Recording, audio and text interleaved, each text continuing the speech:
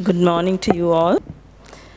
I would like to present to you the macroeconomic developments that led to the recent monetary policy decision. Starting with inflation, both headline inflation and core inflation based on CCPI, which showed an increasing trend in Q1 2017, moderated in April 2017. Headline inflation based on CCPI on a year-on-year basis declined to 6.9% in April from 7.3% in March. However, the annual average headline inflation increased to 5.3%. Core inflation based on CCPI on a year-on-year basis declined to 6.8% in April from 7.3% in the previous month. Annual average inflation increased to 5.5%. The decline in both food and non-food inflation contributed to the decrease in the year-on-year headline inflation during April 2017.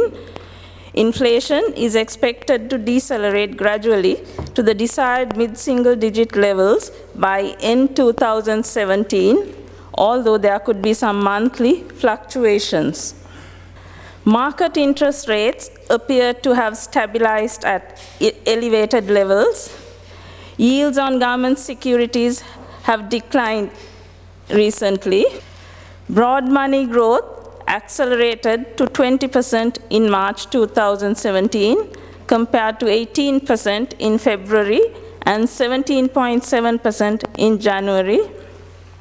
The expansion in credit to both private and public sectors contributed to the high monetary growth.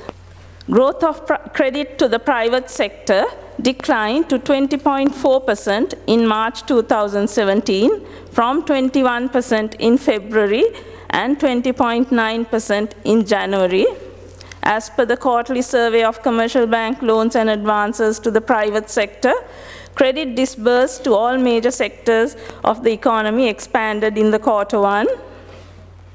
As market interest rates have remained substantially high, both in nominal and real terms, it is expected that credit extended to the private sector will decelerate to envisaged levels by end 2017.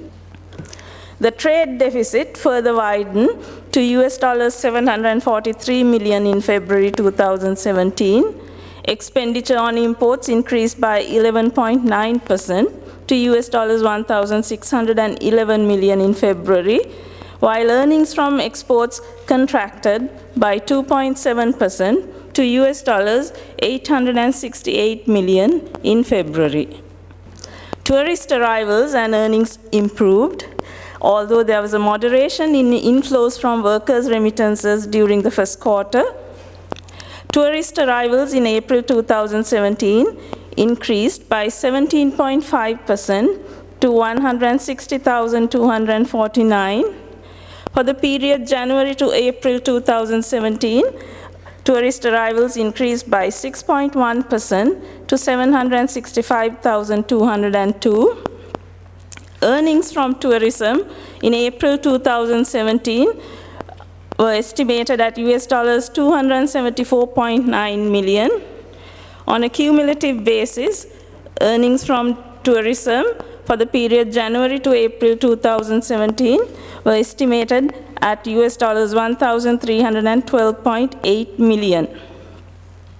Meanwhile, workers' remittances in March 2017 declined by 12.2% to US $593.4 million. On a cumulative basis, workers' remittances declined by 3.3% to US $1,733.7 million. Gross official reserves were estimated at US $5 billion at end April 2017, in comparison to US $6 billion at end 2016. The Sri Lankan rupee depreciated by 1.7% against the US dollar during the year up to 8 May 2017.